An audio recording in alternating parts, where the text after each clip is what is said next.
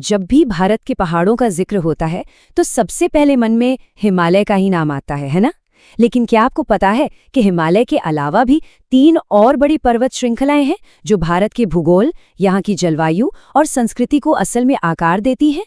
तो चलिए आज उनकी कहानी जानते हैं।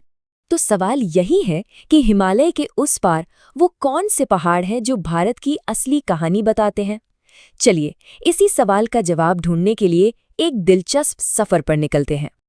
अपनी ये यात्रा हम शुरू कर रहे हैं भारत के उत्तर पूर्व से। यहाँ मौजूद हैं घने जंगलों वाले पूर्वांचल के पहाड़।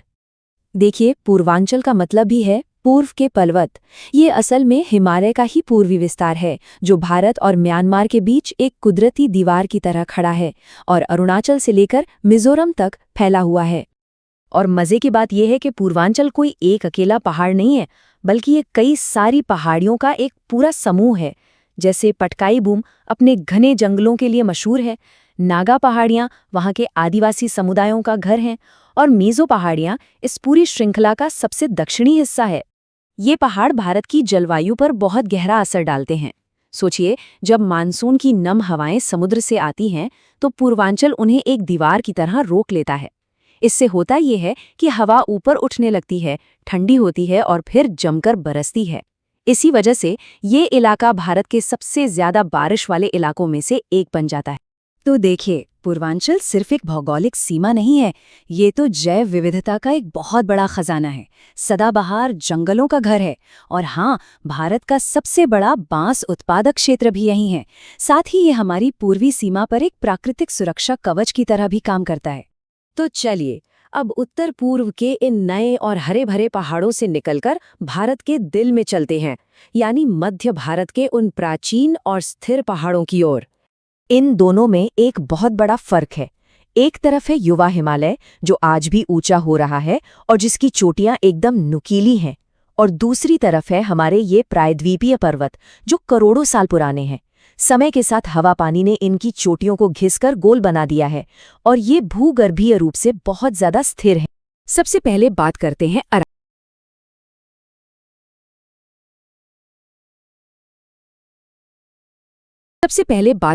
अरावली की। ये भारत की सबसे पुरानी, सबसे बुजुर्ग पर्वत श्रृंखला है।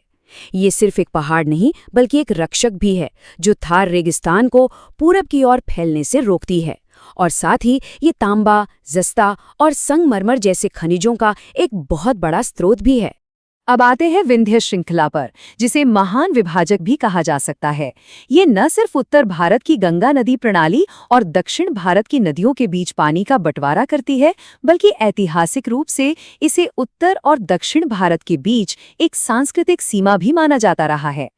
और फिर आता है सतपुड़ा, जो एक ब्लॉक माउंटेन का बहुत ही बढ़िया उदाहरण है। इसका सीधा सा मतलब है कि ये नर्मदा और तापी नदियों के बीच की घाटियों के वजह से ऊपर उठा हुआ जमीन का एक बड़ा हिस्सा है। ये पूरा इलाका अपने घने जंगलों, खासकर सागौन और साल के पेड़ों के लिए जाना जाता है। तो अगर इसे एक लाइन में समझना हो तो अरावली रेगिस्तान को रोकती है, विंध्या पानी और संस्कृति को बांटती है, और सतपुड़ा अपने जंगलों और आदिवासी क्षेत्रों के लिए जानी जाती है। चलिए अब अपनी यात्रा के आखिरी पड़ाव पर चलते हैं, दक्षिण भारत, जहां हरे भरे बागान और मसालों की महक हवा में घुली है, और यही पहाड़ियां हमारा इंतजार कर रही हैं। यहाँ सबसे पहले मिलते हैं नीलगिरी, यानी नीले पहाड़। और ये जगह भौगोलिक रूप से बहुत ही खास है, क्योंकि ठीक यहीं पर आकर पूर्वी और पश्चिमी घाट एक दूसरे से मिलते हैं। ये इलाका अपनी चाय, कॉफी और ऊटी जैसे खूबसूरत हिल स्टेशंस के लिए भी बहुत मशहूर है।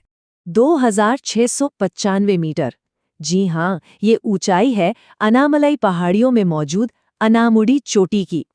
ये न सिर्फ पश्चिमी घाट की बल्कि पूरे दक्षिण भारत की सबसे ऊंची चोटी है।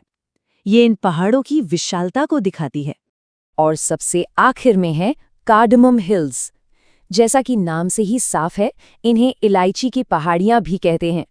ये इलाका इलायची और काली मिर्च जैसे मसालों के बड़े पैमाने पर खेती के लिए जाना जाता है, जो इसे भारत का मसालों का बागान बना देता है। अगर इन दक्षिणी पहाड़ियों की अर्थव्यवस्था को देखें तो कहानी बिल्कुल साफ हो जाती है। लगभग 50% हिस्सा तो सिर्फ बागान कृषि से आता है, यानी चाय, कॉफी और मसाले। इसके बाद पर्यटन और वन संसाधनों का भी एक बड़ा योगदान है। तो हमने 3 बिल्कुल अलग-अलग इलाकों का सफर किया है। अब इन सारी कहानियों को एक साथ जोड़कर देखते हैं कि ये सभी पहाड़ मिलकर भारत को कैसे बनाते हैं। देखिए, हमने 3 अलग-अलग पर्वत प्रणालियां देखी और तीनों की भूमिकाएं कितनी अलग हैं। पूर्वांचल एक रणनीतिक और जैव विविधता की ढाल है। प्रायद्वीपीय पर्वतमाला भारत का प्राचीन दिल और एक विभाजक है, और दक्षिणी पहाड़ियां देश का कृषि और जलवायु इंजन हैं। ये पहाड़ सिर्फ चट्टानें और मिट्टी के ढेर नहीं हैं, ये वो कहानियां हैं जो भारत की असल पहचान गढ़ती हैं। तो सवाल ये उठता है कि हिमालय से परे इन अनसुनी पहाड़ी कहानियों में से अगली कौन सी कहानी होगी जिसे हम जानना और खोजना चाहेंगे।